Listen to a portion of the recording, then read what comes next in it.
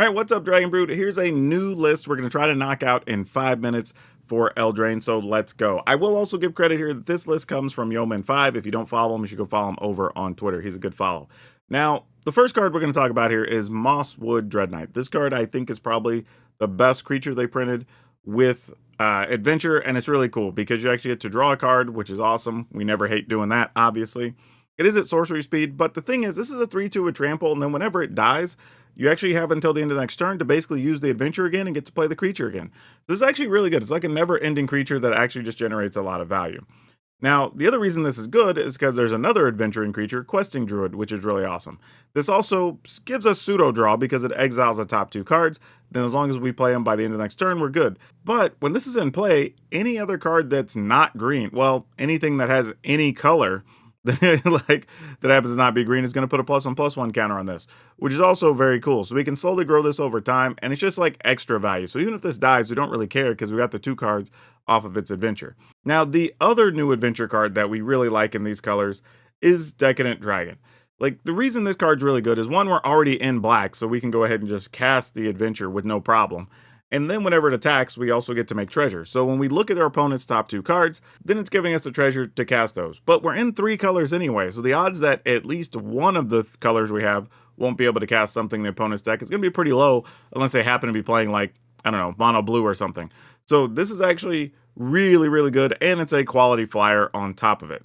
Now, one of the other new cards we're going to take a look at here is the Iron Crag. The Iron Crag is a 2 mana artifact, effectively. You can tap it for 1 colorless. And this is important because we have stuff like Decadent Dragon and a few other things that, if we're going from 2 mana to 4 mana on turn 3, it can allow us to play 2 spells or even just 1 big 4 mana thing.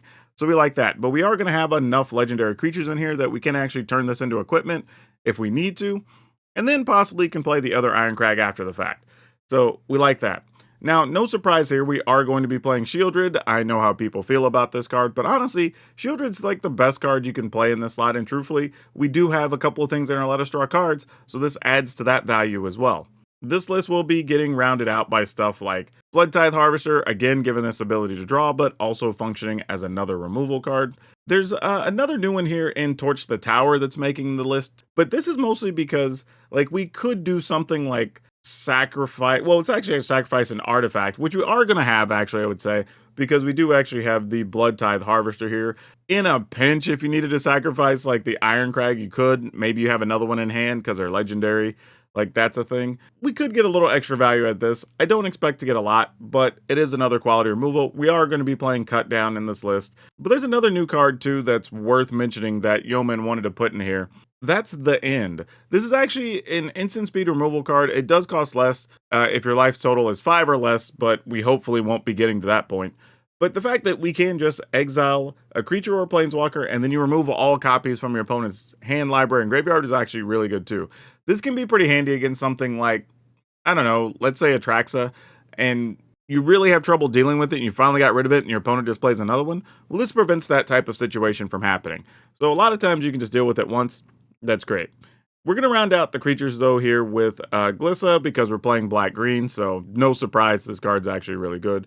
And since we're already going to be in red, we can go ahead and play Miglos, and Miglos just gives us a lot of versatility here and a big body for 3 mana.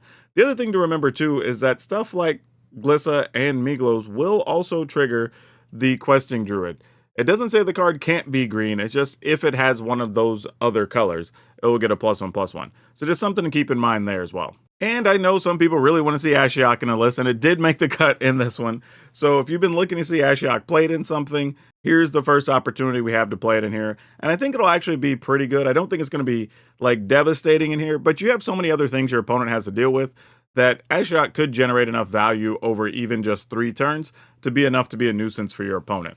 This list is also going to be very mana heavy. It's going to be playing 25, but you will be able to see so many cards. We might find out that we could shave a land off of this because our early cards actually are full of value. But there you go. Here's the first deck list that's using Adventures. If you want to play it, I will have the Decklist down in the description below. And if you want to see me play this, check me out during the early access stuff on Wednesday, or actually on Thursday. We'll be playing that. And I'll be streaming on YouTube in the morning and Twitch in the evening, so come by, check me out. It's all good. Enjoy this list. If you want to play Adventures, this one's probably for you.